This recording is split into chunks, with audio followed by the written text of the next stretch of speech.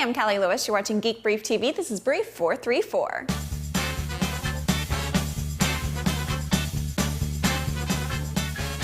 Oh my goodness, look at this. We're not quite ready for the Cali bundle yet, but when we get to that point, I want my gadget baby to have this stroller. It's one of the coolest things I think I've ever seen. It's called the Origami and it folds and unfolds at the touch of a button. The best part is that it's powered by a small generator that completely charges when you push the stroller 300 feet. It's smart enough to know a kid is in it to prevent the stroller from sealing the kid up like a pepperoni in a Hot Pocket. It has cup holders for both the pusher and the pushy, daytime running lights, and a pedometer.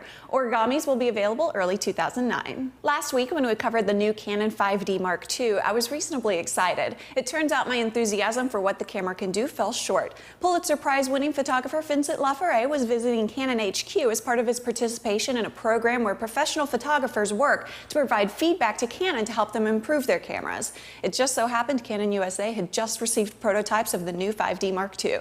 He asked to try it out over the weekend. It took some convincing, but finally they agreed. They would give him the camera for a weekend. He would produce a video independent of Canon, and if they liked it, they might purchase it, but no guarantees. The point? Whatever he shot, it wasn't endorsed or paid for by Canon. Change his shot, Neil. This is going to take a minute.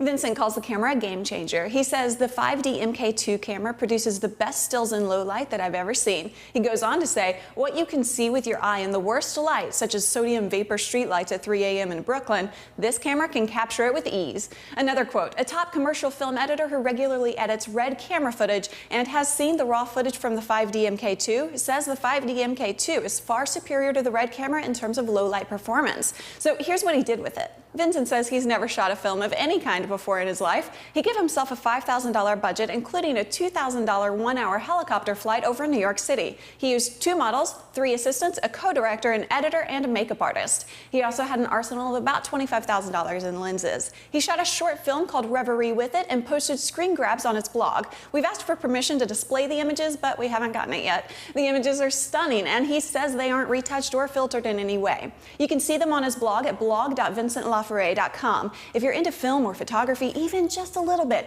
please take 5 minutes and go read his blog post about his experience with the camera. His passion and excitement about how this camera will change things is contagious. The thing about DSLR cameras is that it's about more than just the camera. When you step up from a point and shoot to DSLR, you're committing to a system of lenses, and often it turns out to be a lifelong commitment. The new Canon makes us feel like we made a mistake in choosing a Nikon as our first DSLR, but fortunately, we didn't buy any additional lenses, so it isn't quite as painful if we decide to switch.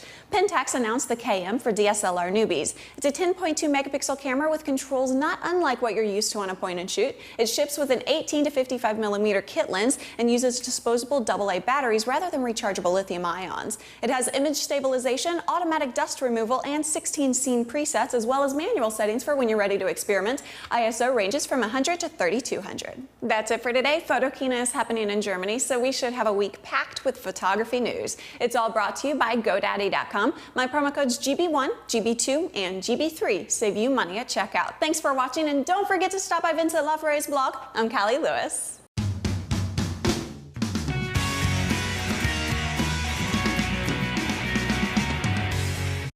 I'm so cold. I twittered earlier, bring on the cool weather, but now I'm kind of regretting it.